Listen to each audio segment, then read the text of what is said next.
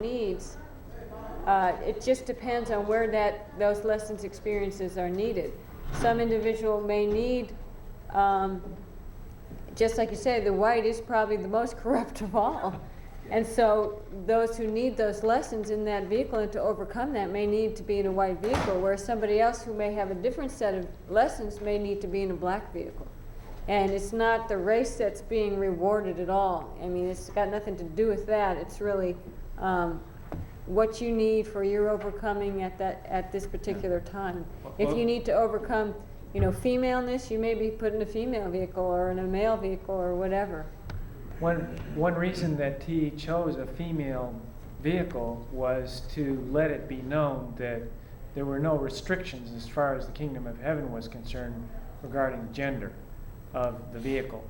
We know that the biblical account of Jesus and his disciples seemed to focus primarily on male followers, yet we're aware that there were plenty of females also following his teachings and adhering to them.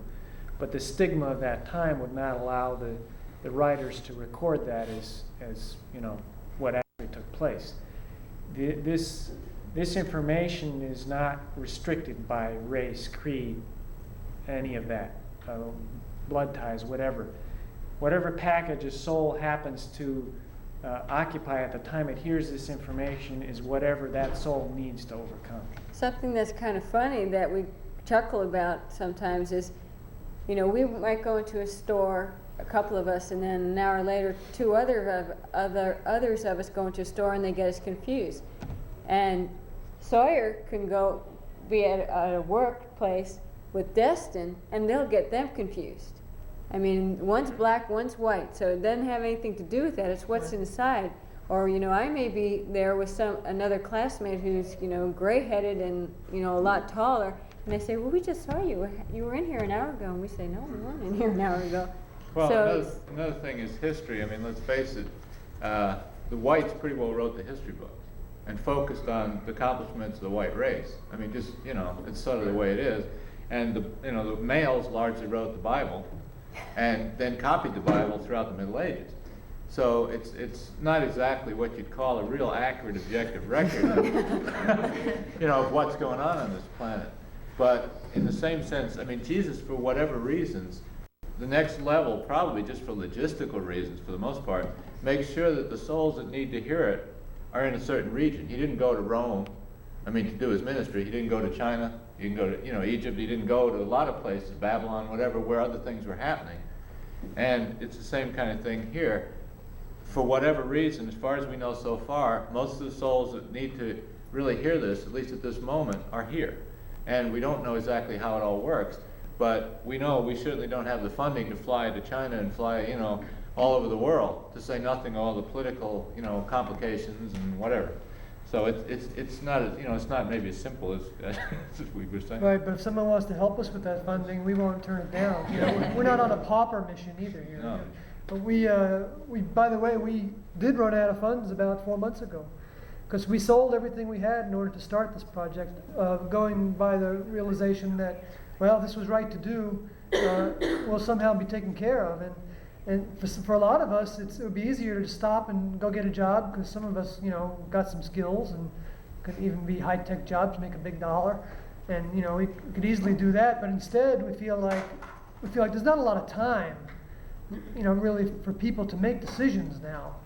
Things are accelerating, and so we feel like we've got to get the word out so that we can reach any souls that are looking for us, or looking for not us, but looking for the information of how to get out of this kingdom. And so we put everything on the line to do that, and all our needs are taken care of at this point by people that we ask helping us, from gas to food to lodging to all our daily needs. And this meeting isn't a plea for donations. As you can see, we would have given that pitch a long time ago and there were more people. but you're welcome to help us if anyone feels inclined. I have one question that's interested.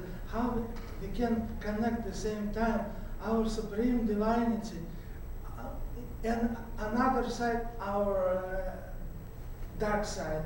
For example, my stomach every day said, give me something food. But how we can connect two things, different things, how we can take these two things to the highest consciousness. Our divinity, another side of our godliness. How we can bring this to the highest level. In another question, can we find predel? Can we find what?